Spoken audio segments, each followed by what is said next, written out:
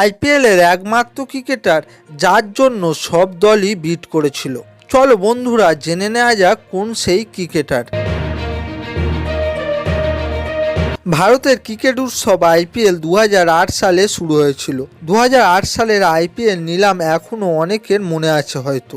IPL এখনও বিশ্বের সবচেয়ে জনপ্রিয় লিগ। প্রথম দল হয় আইপিএল দলগুলোকে ছাড় দেওয়া হয়েছিল স্থানীয় সমর্থকদের আকৃষ্ট করার জন্য।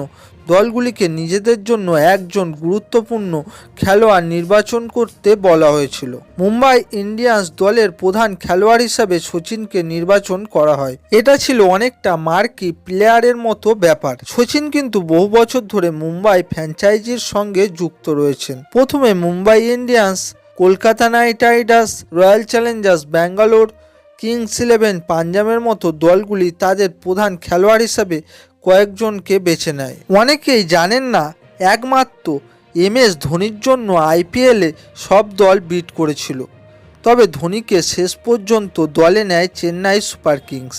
আর ধোনির সঙ্গে সিএসকের সেই সম্পর্ক কিন্তু এখনও ভাঙেনি। প্রথম থেকেই আইপিএলে সিএসকের হয়ে খেলেছেন ধোনি, তবে তাকে অনেক দল নিতে চেয়েছিল। ধোনি অবশ্য সেই সময় সিএসকে ছেড়ে অন্য দলে যেতে চাননি। নিলামে সব দলই ধোনিকে কেনার জন্য প্রতিদ্বন্দ্বিতা করে। এরপর ধোনিকে দলে নেওয়ার নিলামে সর্বোচ্চ 7 কোটি টাকায় দর হাঁকানো হয়। অনেক অন্যান্য দল তাদের সিদ্ধান্ত থেকে সরে আসে, কিন্তু মুম্বাই এবং চেন্নাই প্রতিদ্বন্দ্বিতা করে। শেষ পর্যন্ত চেন্নাই সুপার কিংস ধোনিকে দলে নেয়।